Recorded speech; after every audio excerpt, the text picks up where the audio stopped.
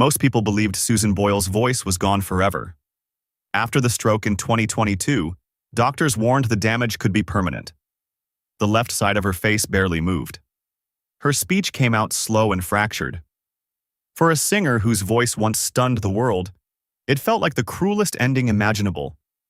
And yet, in February 2026, Simon Cowell made a surprising announcement.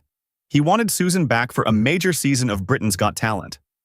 Suddenly, the question everyone asked was the same one you might be thinking right now. After everything she went through, could she truly sing again? To understand that moment, you have to travel far back to a small house in Blackburn, West Lothian, Scotland.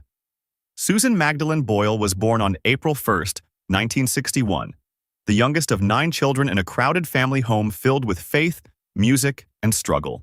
Her mother, Bridget, was 47 when she became pregnant with her. Doctors warned the pregnancy was dangerous and even suggested ending it. But Bridget refused. She believed the child should live. When Susan was born, complications deprived her briefly of oxygen, and doctors told the family she might have brain damage. In the 1960s, diagnoses were rarely questioned, so the label stayed with her for decades. Imagine growing up with that shadow hanging over you. At school, children mocked her and called her Susie Simple. Teachers sometimes expected less from her before she even tried. Those small humiliations pile up over time. They shape how a person sees themselves. Yet inside Susan there was something no diagnosis could touch, a powerful voice waiting quietly for its moment. Music became her refuge. Her father Patrick loved singing in local pubs, and Susan listened carefully, absorbing every note. By the time she was 12, around 1973, she was singing in church choirs and school events. Later, in the mid-1990s, she trained with vocal coach Fred O'Neill for nearly 6 years, practicing breath control and technique. Still, success remained distant. She auditioned for shows in 1995 and recorded demo tapes in 1998, but record labels ignored them.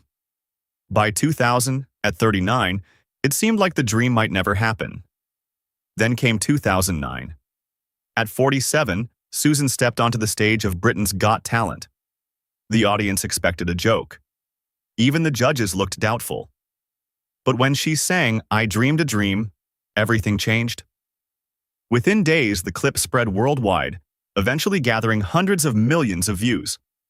Her debut album, released on November 23, 2009, sold 411,420 copies in its first week in the UK and 71,000 in the US, eventually reaching around 10 million copies worldwide.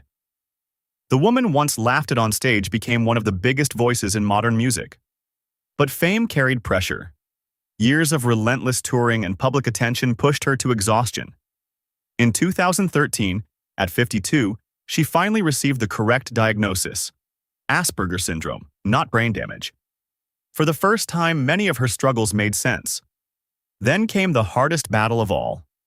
In 2022, a stroke threatened to silence her completely. Doctors warned she might never sing again. Yet Susan refused to accept that ending. She spent months in rehabilitation, practicing vocal exercises for up to 5 hours a day and spending more than £50,000 on therapy.